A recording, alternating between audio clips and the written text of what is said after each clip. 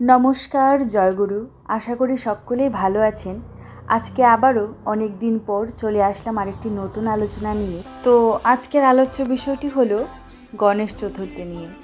এবছর অর্থাৎ 2024-এর গণেশ চতুর্থী পালন করা হচ্ছে 7 সেপ্টেম্বর থেকে। এই শুভ উৎসব সম্পর্কে আরও বিস্তারিত জানুন। গণেশ চতুর্থী, যাকে বিনায়ক চতুর্থীও বলা হয়, একটি শুভ হিন্দু উৎসব যা প্রতি বছর 10 দিন ধরে উদযাপিত হয়। উৎসবটি হিন্দু ক্যালেন্ডার অনুযায়ী ভাদ্র মাসে উদযাপিত হয়, যা সাধারণত আগস্টের মাঝামাঝি থেকে সেপ্টেম্বর পর্যন্ত পড়ে।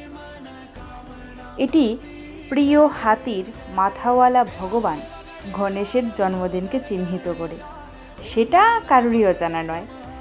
গণেশকে সম্পদ, বিজ্ঞান, জ্ঞান, প্রজ্ঞা এবং সমৃদ্ধির দেবতাও বলা হয় এবং সেই কারণেই বেশিরভাগ হিন্দুরা তাকে স্মরণ করে এবং কোনো গুরুত্বপূর্ণ কাজ শুরু করার আগে তার আশীর্বাদ প্রার্থনা করে।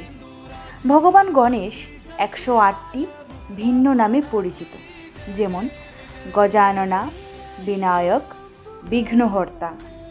এই উৎসব সারা বিশ্বে হিন্দু ধর্মাবলম্বীরা অত্যন্ত ভক্তি ও আনন্দের সাথে উদযাপন করে। ভারতে এটি প্রধানত মহারাষ্ট্র, গুজরাট, গোয়া, মধ্যপ্রদেশ, কর্ণাটক এবং তেলেঙ্গানা সহ রাজ্যগুলিতে পালিত হয়। তবে মহারাষ্ট্রে খুব ধুমধাম করে পালিত হয়। গণেশ চতুর্থীর ইতিহাস চলুন জেনে নেই 1 মিনিটে গণেশ চতুর্থীর পালনের ইতিহাস। গণেশ হলেন শিব ও পার্বতীর কনিষ্ঠ পুত্র। তার জন্মের পিছনে বিভিন্ন গল্প রয়েছে, তবে তার মধ্যে দুটি সবচেয়ে সাধারণ। তা হলো, প্রথম কাহিনী অনুসারে শিবের উপস্থিতিতে তাকে রক্ষা করার জন্য পার্বতী তার দেহের ময়লা থেকে ভগবান গণেশকে তৈরি করেছিলেন।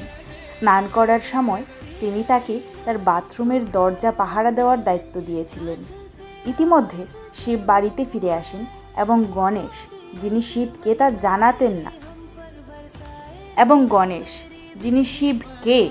জানাতেন না, তাকে থামান। এতে শিব ক্ষুব্ধ হন এবং উভয়ের মধ্যে ঝগড়ার পর তিনি গণেশের মাথা কেটে দেন। পার্বতী এই কথা জানতে পেরে রাগান্বিত হলেন। ভগবান শিব পালাক্রমে গণেশকে জীবিত করার প্রতিশ্রুতি দিলেন। দেবতাদের উত্তর দিকে মুখ করে একটি শিশুর মাথা খুঁজতে পাঠানো হয়েছিল, কিন্তু তারা কেবল একটি হাতির মাথা খুঁজে পেতে পারে।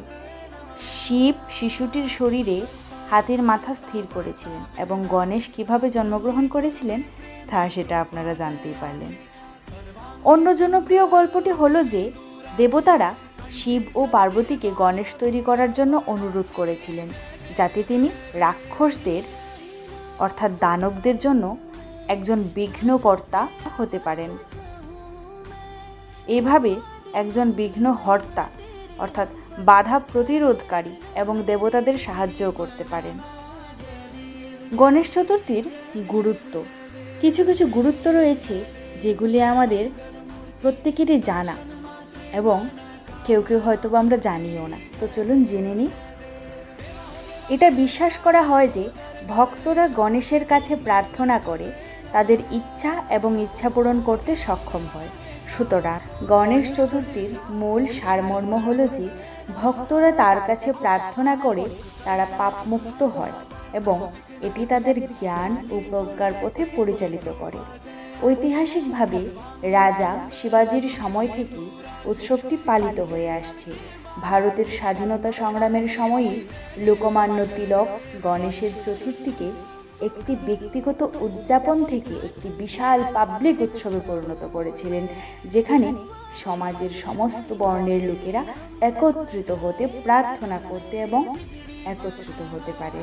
বছরের পর বছর ধরে ক্রমবর্ধমান পরিবেশ সচেতনতার সাথে লোকেরা পরিবেশ বান্ধব উপায়ে গণেশ চতুর্থী উদযাপন শুরু করেছে।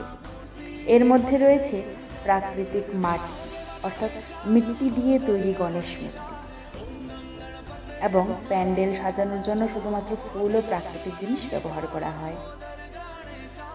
কথাই আছে বাঙালির 12 মাসে 13 পার্বণ। এর মধ্যে গণেশ চতুর্থী হলো আরেকটি অন্যতম প্রধান পার্বণ।